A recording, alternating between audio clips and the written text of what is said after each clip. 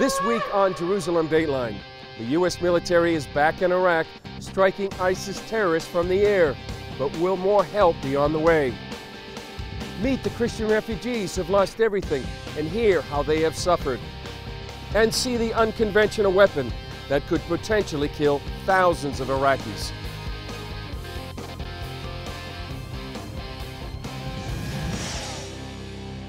Hello and welcome to this edition of Jerusalem Dateline. I'm Chris Mitchell, coming to you this week from Erbil, the capital of Kurdistan. A lot has happened in northern Iraq. U.S. airstrikes have slowed the advance of ISIS, and tens of thousands of Yazidis have escaped nearly certain death.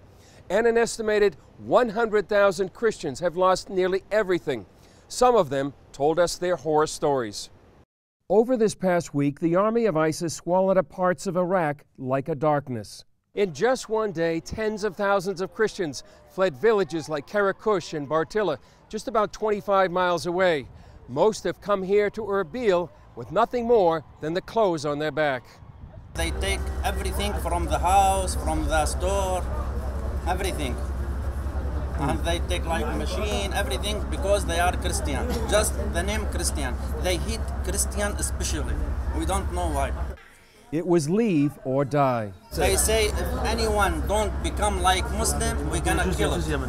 Kill it. Each one, from baby and woman, one, old man. We don't have anything here. They bombed the churches and already took our houses. We have nothing here. No money, no ID, no travel documents. What's happening now to the Christians, to the Yazidis, to the minorities, and like in the last couple of days, mostly to the Christians, is a genocide. What's happening is what happened 200 years ago with the Jews. Dr. Ahmed hears stories of the barbarism of ISIS. That ISIS was killing, shooting the kids and the people, and they are laying them on the ground, and they bring tractors that they walk over them in the front of their families. They take women out of their houses. So let's say each family that they have three daughters, they would take one. In the wake of the ISIS advance, thousands of ethnic Yazidis escaped to a mountain outside the town of Sinjar, while these Christians found shelter at this Catholic compound in Erbil. A few weeks ago, these families fled when ISIS cleansed Mosul of Christians. ISIS gave them an ultimatum. They gave us four choices: either convert to Islam, or paying tax, or leaving the city, or the sword. They are using the sword to cut off hand and also beheading others. So I don't think this is the behavior of human beings, but wild animals do that. ISIS looted their properties and left them destitute. They took this woman's dentures, wedding ring, and documents. They took everything. We asked them, please give us something to show that we owned our car, our home. They said, here you have nothing. ISIS searched the home of one Christian in Mosul and discovered these two New Testaments, one with a camouflage on the cover and the other with an American flag inside. They accused him of being both a missionary and a spy. ISIS put his name on a list. He told his story, but asked us to hide his identity. Hey, stop, get back. You are a Christian. The terrorist told me we will kill you. Sometimes the pressure is overwhelming. Jesus, save me. Oh, the terrorist. Forgive them. Because they didn't know. What they want, what they act. Even though these Christians are the original people of the region, many simply want to leave. They're pleading for the U.S., the UN, and Pope Francis to help. We are asking the responsible states of the international community to come and look and see how all the people are living here. The Kurdish military, known as the Peshmerga, is the only force on the ground fighting ISIS. This week, France and Britain agreed to give them more ammunition and heavy weapons. And that's good news for the Peshmerga because they're badly outgunned.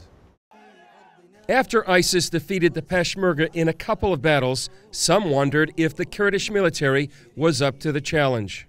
This is the front lines of the war between ISIS and the Peshmerga. Last night there was a 2-hour battle here. ISIS came with a large convoy and heavy artillery, but this time the Peshmerga prevailed. Signs of the battle litter the town. This destroyed vehicle lobbed shells at the Peshmerga. Across the road, ISIS left behind this dead fighter. The victory at Makmur encouraged the Peshmerga, but they still face an enemy with a robust arsenal, much of it captured Iraqi equipment supplied by the U.S. Unfortunately, we have been outgunned by their access to resources because they are a rich terrorist group. We need heavy weaponry, armor, ammunition, because they have access to massive amounts of resources like bulletproof vehicles, heavy weaponry, armor, which we lack. Peshmerga commanders say because ISIS has heavy weapons, they can keep their distance. They say if they had the same kind of weapons, it would be a different war. One thing is clear, U.S. airstrikes have made a difference on the battlefield and in the diplomatic arena. Of course, it's good for us. When a superpower like the United States intervenes, the balance of power goes in our favor. But also, it's very important for us that it's the first time recently that the U.S. has intervened and said, I am going to protect my ally. But Peshmerga commanders told CBN News they need more help. The weapons that we have, ISIS has the same stuff, but even better ones. We need heavy weaponry, artillery, and Humvees. These are all very important to us. One senior Kurdish official said if the Peshmerga had been better armed, much of the current crisis and potential genocide might have been avoided. Commanders in the field say if they have the weapons, they're more than up to the task. The Peshmerga are fighting for the sake of their land, their people, and their rights. So they are encouraged, and they are ready to confront the enemy wherever they are. If U.S. and Kurdish forces stop the advance of ISIS, the terrorist army has another weapon that could potentially damage the entire country. When ISIS swallowed up large swaths of territory, they also captured what might be the biggest weapon of all in Iraq, the country's largest dam. The nightmare scenario for the world has been when a terror group gets their hands on a weapon of mass destruction. Now, just about a 2-hour drive from here in Erbil, northern Iraq, ISIS has done just that. When they captured the Mosul Dam, experts knew the group had a new weapon of terror. We told this dam like an atomic bomb. Kurdish civil engineer Adwa Jaji warns the Mosul Dam, once called the most dangerous dam in the world in the best of times, now represents a ticking time bomb in the hands of ISIS. I think now it's too dangerous. Even it is not blasted by ISIS, the dam will destroy itself because there is nobody there to rehabilitate it. Jaji says the dam was built on poor soil, needs a regular infusion of grout to stabilize it, and was poorly designed. The dam is not designed to resist this type of earthquake. If ISIS fails to maintain the dam, it could burst. Located above Mosul, he says that would be a catastrophe and send a wall of water 60 feet high towards Mosul and reach all the way to Baghdad. Maybe 500, 600,000 people will killed in one day. Jaji feels an international effort should be made to recapture and secure the dam. Even if ISIS does not destroy it, they could hold the country hostage with the threat of an ecological disaster. In the meantime, the U.S. continued its humanitarian airdrops for the stranded Yazidis and its airstrikes against ISIS positions. Peshmerga commanders on the front lines told CBN News when they take over a town, ISIS comes in like a lamb but turns into a wolf. First of all, they don't do anything. They say calm down until things get better. And then, when they have full control of an area, then they start killing people. They threatened this Iraqi working in a power plant. They said if you personally are not giving back the electricity, we will destroy your family. Their barbarism is also spreading from one generation to the next. This picture of an Australian boy with the head of a Syrian soldier has gone viral. The boy's father, an ISIS fighter, said, "That's my boy." It's just so hard to hear all these stories and imagine a human being doing this. You know, it's so hard. It's the work of the devil. Up next, why won't the U.S. wipe out the ISIS army? We examine the risk of letting the Islamic State survive.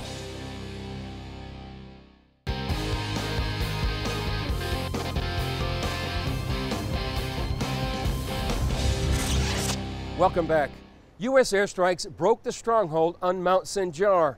That allowed tens of thousands of Yazidis to escape nearly certain death. Now, amid disturbing reports of brutality, the U.S. faces another question. Should it destroy this Islamic terrorist state? Dale Hurd reports. U.S. officials say the airdrops of food and water have made a difference, and that airstrikes on Islamic State targets have allowed for many of the Yazidis to escape. United Nations officials Wednesday condemned reports of sexual violence by Muslim militants against women and children of the Iraqi minorities. They say they have received atrocious accounts on the abduction and detention of Yazidi, Christian, Turkmen, and Shabak women and girls and boys, and reports of savage rapes. Some 1,500 Yazidis and Christians may have been forced into sexual slavery. Meanwhile, a team of 129 Marines and Special Forces has been assessing the threat to the refugees. You look at corridors, you look at airlifts, you look at different ways to move people who are in a very dangerous place on that mountain to a safer position. But at issue now is whether the president, elected on a platform of ending the Iraq War, will heed the many calls for a military campaign to contain or destroy the Islamic State, an undertaking that could dominate U.S. foreign policy for the remainder of his term. His own defense secretary said the group poses a threat to the civilized world, but the president has authorized only a limited campaign of targeted airstrikes designed to protect refugees and American personnel in the Kurdish region, but not take out the group's leadership or logistical hubs. The role of U.S. forces is not one of re-entering combat on the ground. It's how to provide humanitarian assistance to this affected population. A strategy to destroy the Islamic State would not require large numbers of American ground troops, but it would require military action in western Syria, where the Islamic State is headquartered. And perhaps most importantly, it could stretch combat operations into the election season. Dale Hurd, CBN News. Waleed Phares advises the U.S. Congress and wrote the bestseller, Lost Spring, U.S. Policy in the Middle East and the Catastrophes to Avoid. CBN News terror analyst Eric Steckelbeck sat down with Phares and talked about U.S. strategy in Iraq. So targeted airstrikes and humanitarian assistance. Waleed, is that enough? Look, this is the minimum of the minimum, but ISIS is going beyond that minimum. What the president has said, he is conducting airstrikes to stop them from advancing towards Erbil. So it's in the defense of the Kurds. He is dropping, or the administration is dropping some food and relief on Sinjar. That's not enough. ISIS is on the offensive. We need to go on the counter-offensive, as some of the lawmakers have been suggesting. And what's suggested basically is to find a corridor to withdraw all these populations into safer areas, number one. Arm the Kurds with better weapons. Ask the Kurds, and that's very important, to arm and form brigades of the Christians and of the Yazidis, and all of them as an alliance will take back those areas and then push ISIS back. That's what the United States needs to be doing. And to do so, we need to have an air campaign, not just few air raids. Pinpricks. Air campaign, because there is another danger, Eric. The ISIS jihadi forces are going to bring settlers, are going to bring their own folks into those areas. It will be very difficult to bring back the Assyrian Christians and all the minorities in Iraq back to their areas if they are taken away from them. This ancient Christian community in Iraq will cease to exist, basically. And that's the goal of ISIS. Now, Erbil, Waleed, is the capital of the Kurdish territories. We have U.S. advisors there, if I'm not mistaken. Yes, U.S. advisors. There's a whole mission here. There's a actually war room between the U.S. advisors, the Kurds, and other regional, including the generals from Baghdad, to push back ISIS. But the problem has been when we exited Iraq, we left most of the weapons in the hands of the government of Baghdad, which is pro-Iranian, by the way. They never got those weapons to the Kurds. So the Kurds now are fighting with old Saddam Hussein material, and ISIS's jihadists are fighting with our weapons. Yes, that's a key point, Waleed. They seized U.S. military hardware on their push across Iraq. Now, with the Kurds, we have the Peshmerga forces, but they're outgunned right now, right, Waleed? Because ISIS has so much of this heavy hardware. ISIS has the most advanced weaponry system, and they are determined to kill. And the Kurds have the old weapon system, and we have not updated. I think at this point in time, the administration may be asking Baghdad to ship some weapons. I would say we need to go and ship direct weapons to the Kurds. They are our allies, and they, in turn, as I said, it's very important, they need to form those Christian and Yazidi battalions to take back their own villages. And they need heavy American air cover and air support. We don't need boots on the ground, does the U.S.? We just need to bomb ISIS positions. Waleed, we have a refugee crisis now in the Kurdish areas as well, as people are fleeing from the Islamic State advance. For our viewers at home, Waleed, explain a little bit more who this group, or really this terrorist army is, and what their goals are. Now, this terrorist army known as ISIS, or the government calls it ISIL, in fact, in Arabic it's called Daesh, this is a jihadi army. This is the dream of Osama bin Laden becoming reality. I mean, he had militias all over the world, called them Al-Qaeda. Now the army of the caliphate, they call it the army of the caliphate, is on. They control 1/3 of Iraq. They control 1/3 of Syria. Yeah, and let's go to that other map, guys. We have a map of Iraq and Syria, so we can get a better look of the territory that the Islamic State controls. But Waleed, go ahead. And this army basically has the same ideology of Al-Qaeda, but they are daring. They are actually in control of areas, as we said, inside Iraq, inside Syria. Right. They've started an offensive on Lebanon. Eventually, if we don't do anything about them, they're going to start pressuring Jordan, Saudi Arabia, and all the way to Mecca. Yeah, I mean, the goal is a caliphate across the region. And as you said, Waleed, they already control a large swath of territory in the very heart of the Middle East. Do you think, you speak to U.S. policymakers all the time, Waleed, members of Congress, is there a sense of shock or surprise at how quickly ISIS has advanced? There is. At least the administration, for example, thought that by leaving Iraq into the hands of this government will take the control. It failed. Why? Because the Iranians were in control of this government. Right. So it was persecution of the Sunni moderates. It's all a domino effect. We were not able to include them inside this government, so the ISIL forces moved up. And then later on, the ISIL forces have connected with jihadists in Syria. So now this border is meaningless. You have a jihadi power going from Iraq into Syria, into Lebanon, and the most important thing is that jihadi branches of Al-Qaeda around the world, as we were discussing, are now becoming part of them. Obama administration policy in terms of confronting the Islamic State thus far, not good. It is late, and when you are late, there's always a price to pay. I mean, you can always come back and do something, more efforts, but the whole idea of the administration is not to do any effort anymore. They will have to do more efforts. And if not this administration, even the next administration will have to handle this. If you'd like to catch more of Eric's show, The Watchman, you can see it on the CBN News Channel. Coming up, Iraqi Christians face the harshest persecution under ISIS, but that's not stopping churches from helping the victims.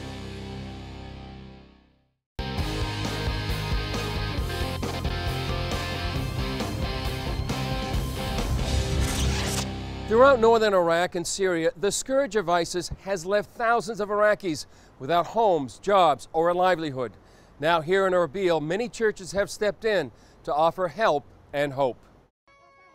Where can you go when you've lost almost everything? Many of the churches in Erbil literally open their doors for the many Christian refugees that fled the advance of ISIS. They simply feel that it's the church's calling to provide refuge for families like these. The Kurdsman Church transformed their building into a true sanctuary. The building is for the humanity. Pastor Majid Mohammed opened doors for both Christians and non-Christians. We wanted to show those people we don't care that they are Christians, Yazidis, Muslims. We don't care about that because they are human beings and they have been fired out, kicked out at their home by ISIS and the terrorist groups. So this is why we wanted to show them that as a Christians we love them and we are very glad to have them here and serve them. This man led a mini exodus of several families to the Kurdsman Church. On behalf of all the people right here, Pastor Majid is really showing the love of Jesus. Across town at the Ankara AOG Church, families who are now safe talked about the violent ultimatum they faced. We have been told by ISIS if we don't convert to Islam, either they will kill us or we will have to leave the city. For most, it wasn't a choice at all. We prefer to die rather than convert to Islam. God has created us as Christians and we don't want to convert to Islam. The power of God keeps us and strengthens us to remain as Christians. Most will never return like this policeman who escaped with his family and 10-day-old baby. I am already wanted by the Islamic groups over there. And secondly, I am a Christian. As a minority, I am also wanted by ISIS, so we cannot go back there anymore. Most told us they simply want to leave Iraq. This is the only way or the only solution for our problem because we cannot go back to our home and we cannot stay here. We want to go out. Even if they provided international protection, we don't want to keep staying here. Their long-term fate remains one of the major questions in this humanitarian crisis. When we return, the higher calling of ministry while reporting in the field.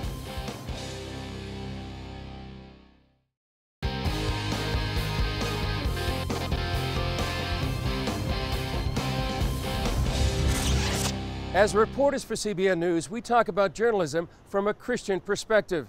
That means we can offer comfort and hope to the people we come in contact with. My cameraman Jonathan Goff and I had the opportunity many times this week to offer comfort and hope through prayer to many of the people we talked to. For example, we prayed with a man who was threatened with death by ISIS. And we prayed with people who probably will never go back to their homes or villages. We hope you'll include the people of northern Iraq in your prayers this week. That's it for this edition. I'm Chris Mitchell, coming to you from Erbil, the capital of Kurdistan. We'll see you next week on Jerusalem Dateline.